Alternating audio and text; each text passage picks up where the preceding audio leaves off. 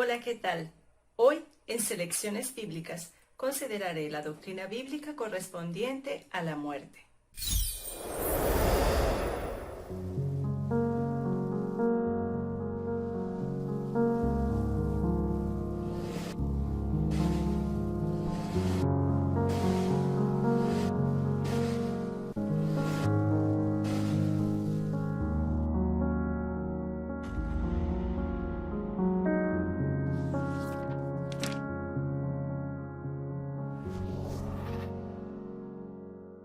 Soy Yafeli Cabaña de Galindo y ruego a Dios que pueda añadir a tu vida bendiciones y nuevos conocimientos con la presentación de este video. Hoy inicio una serie de doctrinas que están relacionadas al término que los teólogos denominan escatológicas, es decir, doctrinas que tienen que ver con los últimos eventos antes del establecimiento del reino de Dios en su nuevo cielo y en su nueva tierra, y del juicio venidero. Por eso entonces hoy me corresponde considerar la doctrina bíblica acerca de la muerte.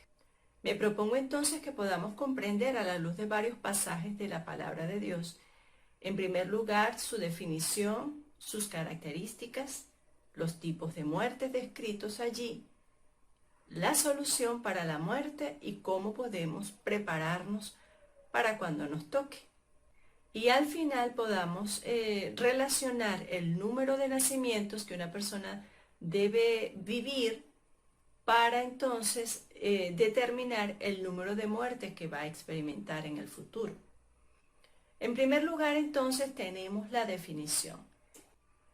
Varios diccionarios definen a la muerte como la cesación definitiva de la vida, como la separación del alma del cuerpo, como la ausencia de la vida física en un cuerpo que una vez estuvo vivo, y finalmente como el rompimiento de toda relación natural de una persona en este mundo físico. Dentro de las características más resaltantes que podamos encontrar en la palabra de Dios, tenemos en primer lugar que es la consecuencia directa del pecado cometido por Adán.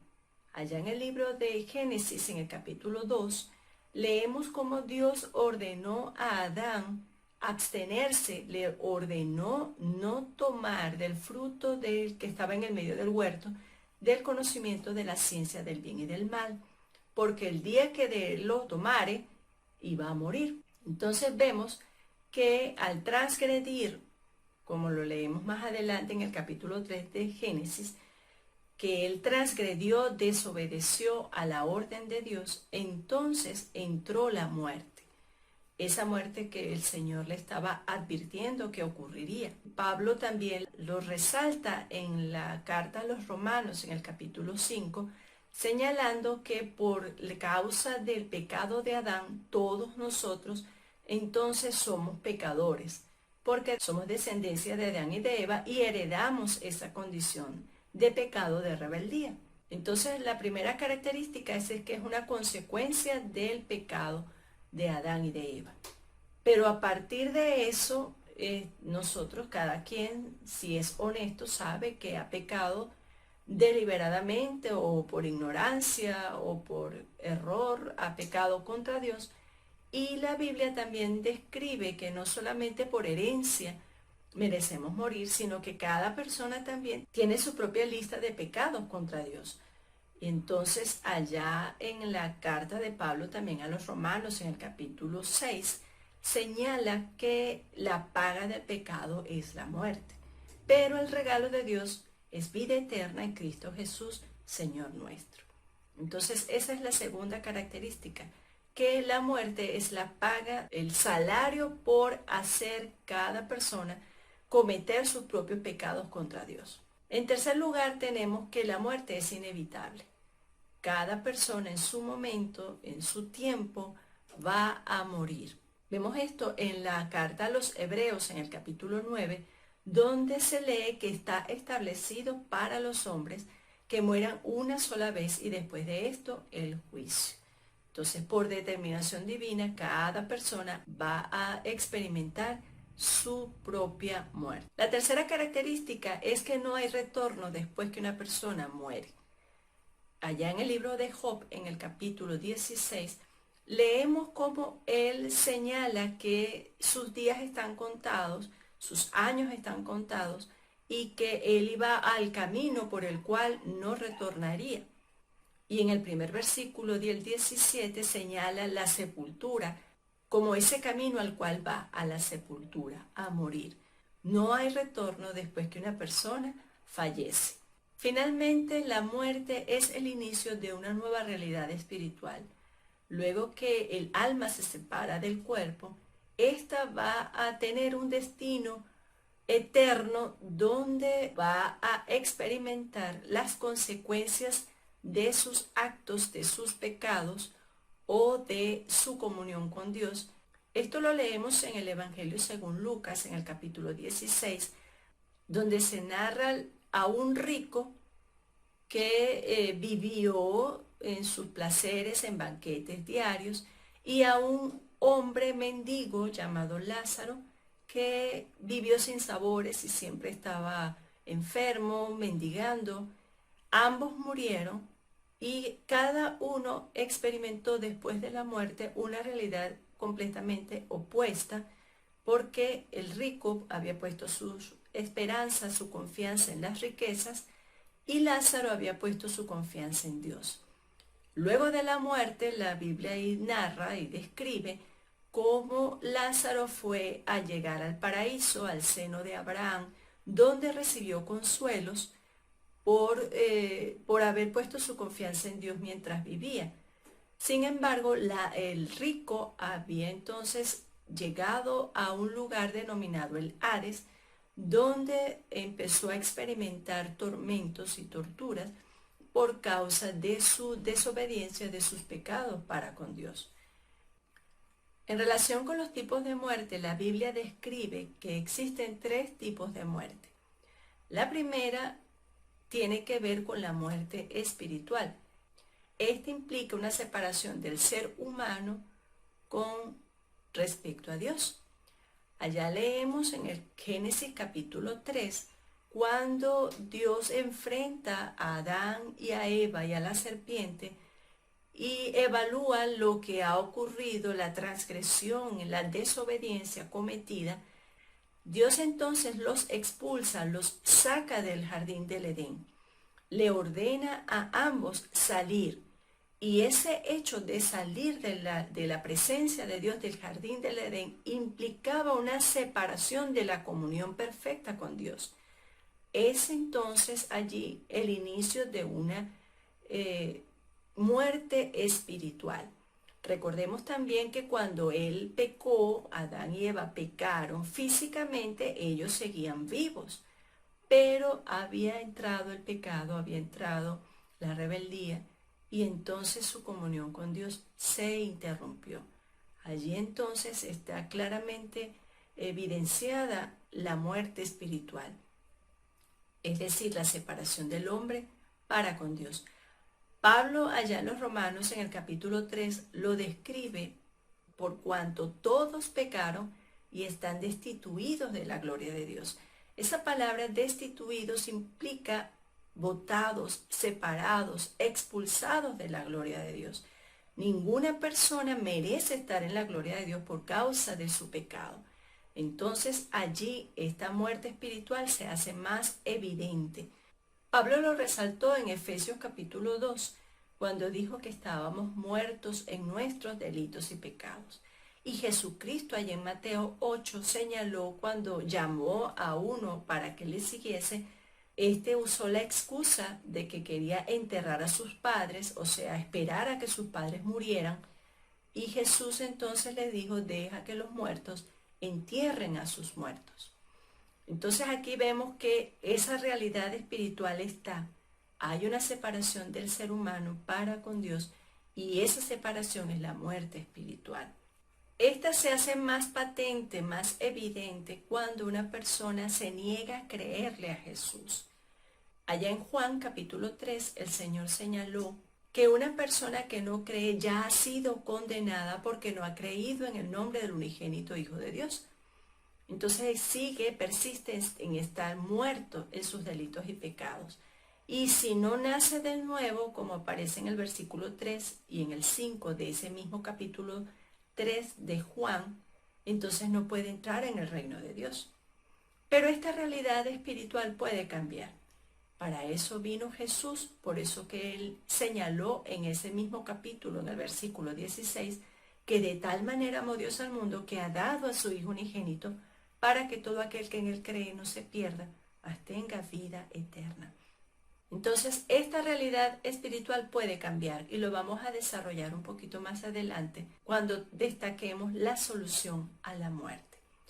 La segunda muerte descrita en la Biblia tiene que ver con la muerte física. Esa es la que más estamos como habituados a ver, a la que conocemos más. Y esta es la cesación, la separación del alma y del cuerpo de una persona, donde entonces se cumple lo que el Señor le dijo a Adán allí en el capítulo 3, que con el sudor de su frente iba a comer del fruto de la tierra hasta que volviese al polvo de la tierra de donde fue tomado.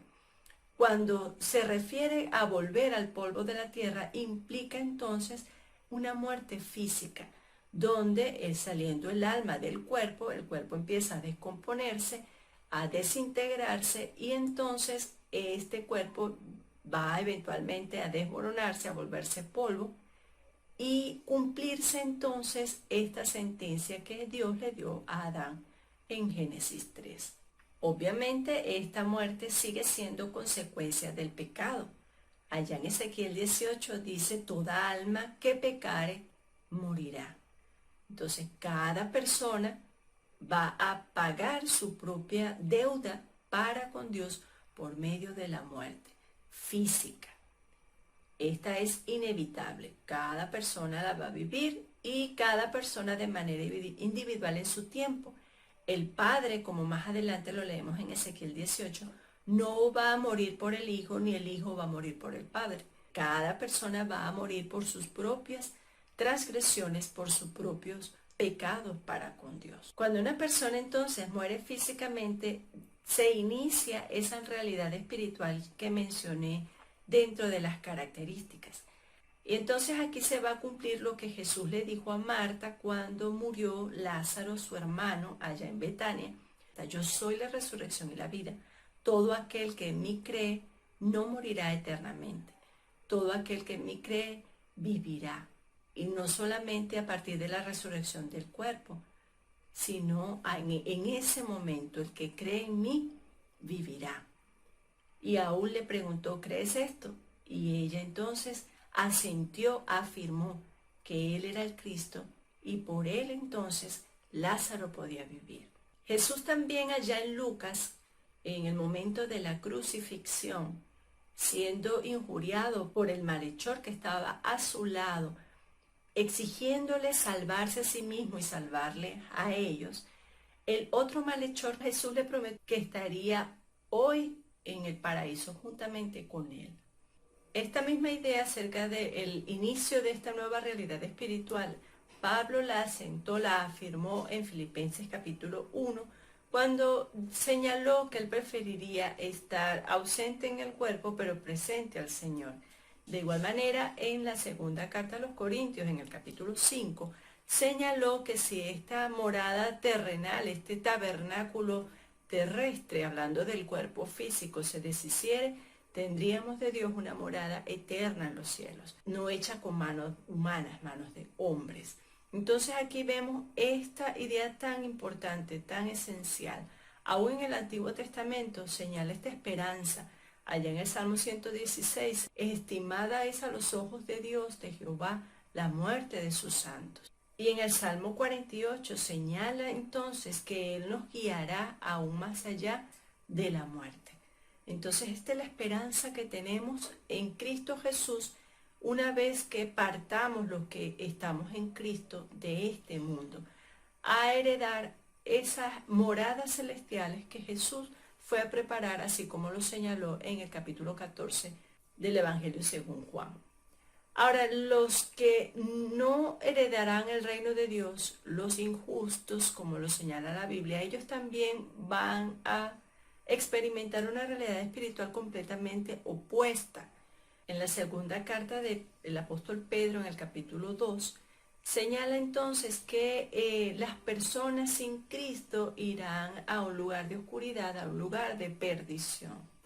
Y también lo leímos en Lucas con el rico, que fue un lugar de tormento denominado el Hades, en espera del juicio final, así como Pablo lo señaló en su carta a los Filipenses, donde destaca entonces que personas sin Dios estarían perdidas. La tercera muerte que describe la Biblia es la muerte eterna. Esta muerte eterna viene como parte del juicio de Dios, donde Dios va a resucitar en la segunda resurrección las almas que se encuentren en el Hades. Es decir, va a levantar los cuerpos de los que estén en el Hades y los va a unir a sus espíritus, a sus almas, para entonces compadecer ante el tribunal de Dios. Aquí entonces las personas, de acuerdo a Apocalipsis 20, van a experimentar lo que la Biblia denomina la muerte segunda, es decir, la muerte eterna. Esta es justamente la muerte que advirtió allá el escritor a los hebreos cuando dijo que está establecido para los hombres que mueran una sola vez y después el juicio. Entonces aquí justamente es la sección que corresponde, la muerte eterna, para quienes no hayan creído a Jesús, quienes hayan muerto estando espiritualmente separados de Dios. Entonces le va a tocar experimentar el juicio de Dios para entonces formar parte de aquel conglomerado, aquel grupo de perdidos y condenados a estar eternamente en un lugar de oscuridad, en un lugar de llama, en un lugar de tormento. Aquí estarán entonces los que no se hallaron inscritos en el libro de la vida y los que señala Apocalipsis 21, los cobardes, incrédulos, los abominables, homicidas, los idólatras, los fornicarios, los hechiceros y todos los mentirosos. Ahí señala el texto, se puede leer, que tendrán su parte en el lago que arde con fuego y azufre. Y esto lo advirtió Jesús en la conversación que tuvo con Nicodemo y sus discípulos, como lo registró Juan en su Evangelio en el capítulo 3:36, donde señala que los que rehúsan creerle a él, al Hijo de Dios, entonces la ira de Dios está sobre ellos. Aquí entonces van a parar aquellos que hayan muerto físicamente y se hayan encontrado muertos, separados espiritualmente de Dios. Ahora, ¿cuál es la solución para todo este panorama tan terrible para aquellos que rehúsan creer a Dios? Aquí vemos que es justo que cada persona merezca morir por causa de su rebeldía, por causa del pecado. Eso fue la sentencia que Dios advirtió desde un principio ya en Génesis.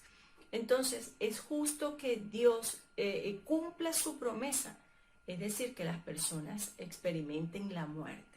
Pero a la par de esta justicia de Dios, vemos su amor reflejado en Él mismo hecho carne en Jesús, conjugado la justicia y el amor en la persona de Jesús, porque la muerte que nos tocaba pagar a nosotros, la que heredamos de Adán y la que nos atribuimos a nosotros mismos por nuestros propios pecados, Jesús la padeció.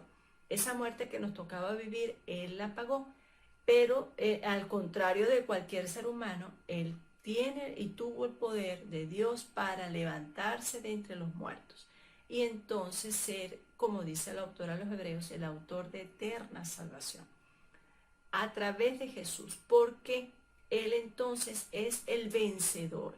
Él venció a la muerte. Allá en Romanos capítulo 6 señala que Él se levantó de la muerte y la muerte no se enseñoreará más de Él. Él es el vencedor sobre la muerte. La segunda carta de Pablo a Timoteo en el capítulo 1 señala también que Él quitó a la muerte. Entonces, Él es la solución, pues Él venció la muerte, ya no se enseñorea de Él, y Él quitó a la muerte. Y en Apocalipsis capítulo 1 señala que Él tiene las llaves del Hades y de la muerte. Entonces tenemos aquí a la solución de la muerte. es Jesús. Él venció a la muerte. Y no solamente venció a la muerte, venció a quien tenía el poder sobre la muerte. Esto es al diablo. Allá en el capítulo 2 de la carta a los Hebreos señala que él derrotó, que él venció al que tenía el dominio, el imperio sobre la muerte, que es el diablo. Él libra a aquellos que tienen terror por la muerte, como lo señala el siguiente versículo del capítulo 2 a los Hebreos, a todas las personas que tienen terror, temor a la muerte.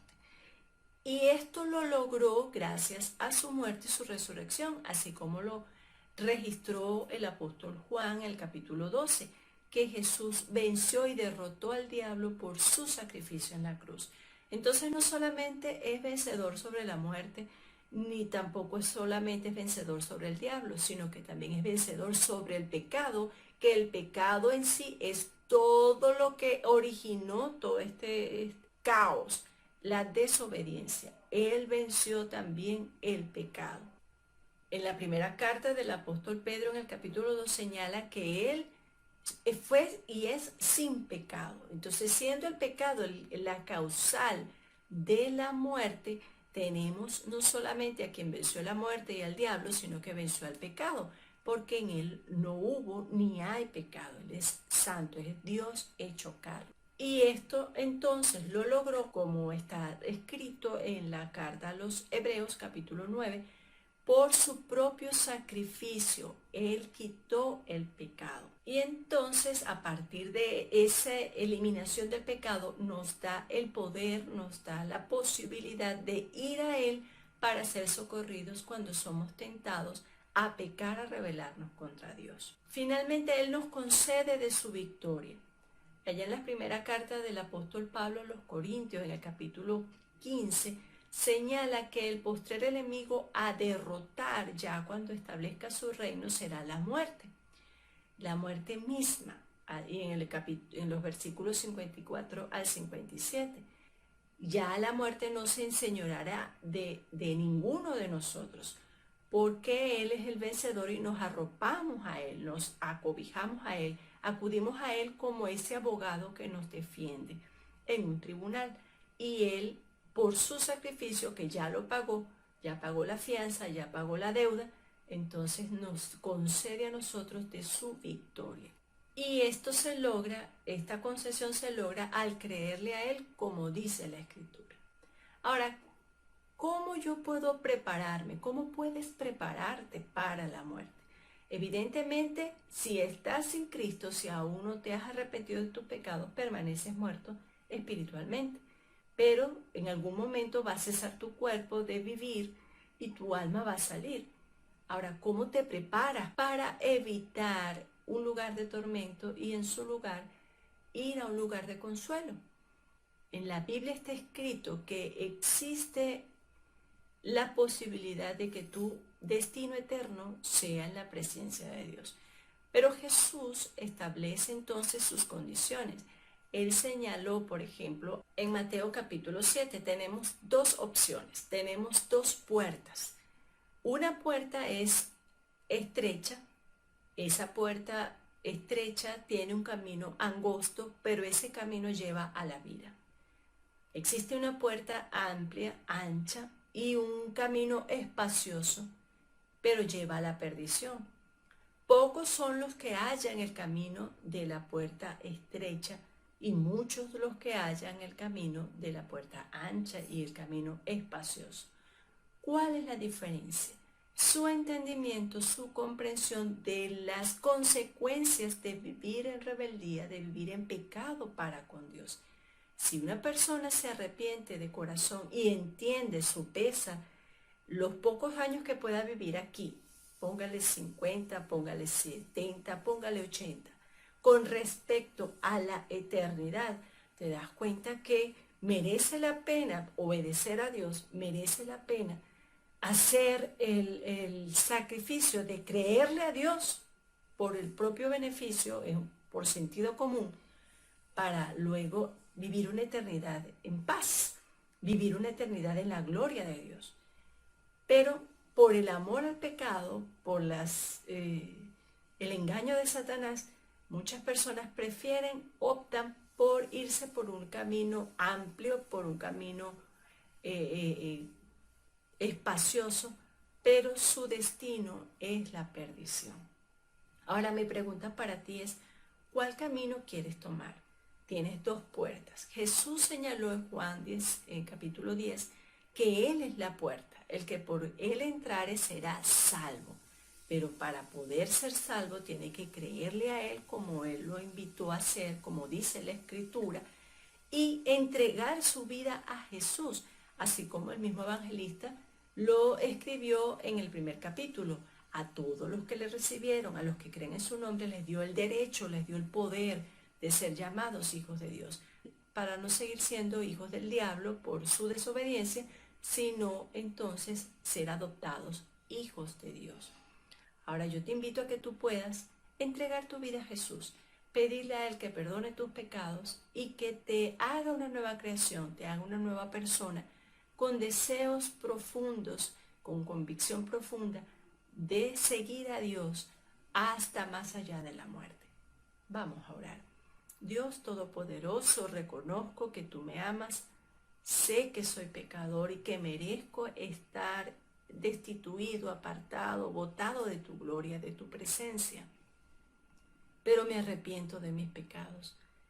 Quiero que tú me limpies, que tú quites toda mi maldad, todos mis pecados, y que tú me salves, que tú me llames un hijo tuyo, que tú me hagas la bondad de adoptarme como un hijo tuyo y me ayudes con tu espíritu a ser obediente desde ahora y hasta la eternidad, para disfrutar de tu paraíso, para disfrutar de tu gloria cuando muera de este mundo.